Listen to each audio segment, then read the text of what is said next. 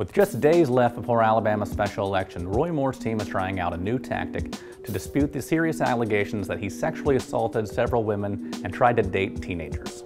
According to Moore and his surrogates, sometime while you weren't looking, all of these allegations have been debunked. The campaign has said it multiple times to anyone willing to listen. But is it true?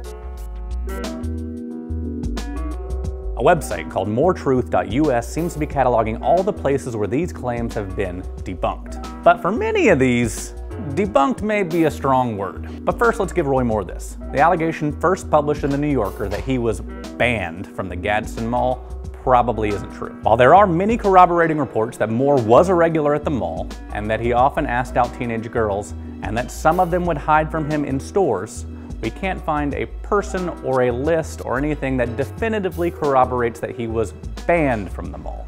But the rest of these so-called debunks, they're a little more hollow. Now right now I'm not going to go too deep into the story of Debbie Wesson Gibson or Gloria Thacker Deason, two women who said that they willingly dated Roy Moore while they were teenagers. Even though Moore later denied it, he already admitted on tape that he knew both women and may have even dated them. We already made a whole video about it, go watch it. We're not going to waste your time right now. But one of his more serious accusers is Lee Korfman. The Moore campaign has tried multiple times to poke holes in the story that when she was 14 and he was 32, they had a sexual encounter. Now in Korfman's original allegation, she said that she spoke to Roy Moore on the phone in her room and made plans for him to pick her up around the corner. Now the Moore team has pointed to reports that Korfman didn't have a phone in her room, even though Korfman and her mom have both confirmed that there was a phone in the hall with a cord long enough that she could have used it in her bedroom. Moore's attorneys have also said that Korfman lived too far away from where she claimed she was picked up by Roy Moore, that she would have had to walk a mile just to get to that point. However, the Washington Post has reported that the address provided by the Moore campaign doesn't match up with the one they confirmed that Korfman lived at. Now that's confusing. When the reporters asked the Moore campaign to clarify and to provide the documents with a different address, they said, and I quote, "The Washington Post is a worthless piece of crap that has gone out of its way to railroad Roy Moore.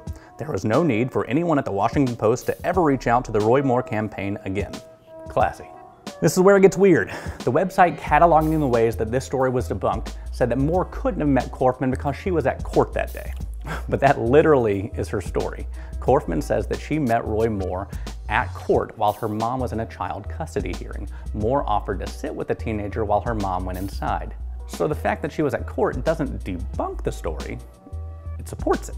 So no, Korfman's story has not been debunked. Now as for Tina Johnson, the woman who says that Roy Moore grabbed her butt in his office when she was 28, the website says that that was debunked because, when she was 15, she saw a psychiatrist? I'm not sure how that debunks that her butt was grabbed, but a lot of the website is dedicated to the story of Beverly Young Nelson, a woman who says that when she was 16, Moore tried to sexually assault her in his car. In a press conference last month, Nelson provided a high school yearbook with Roy Moore's signature as proof that the two had met. Now, the Moore campaign has tried many times and in many different ways to disprove her story. There were claims that the restaurant that she worked at, Old Hickory House, didn't exist. It did. They found people who claimed that Roy Moore never ate at that restaurant, although WH&T has found people who said that he did. He was a regular there.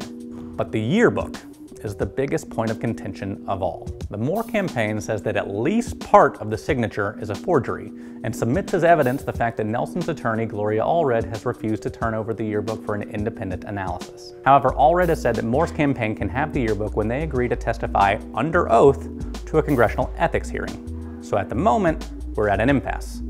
She won't give up the yearbook, and he won't give up his testimony. But to be clear, no matter what you see on the internet, on either side, no handwriting expert has been able to verify whether the signature is or isn't real.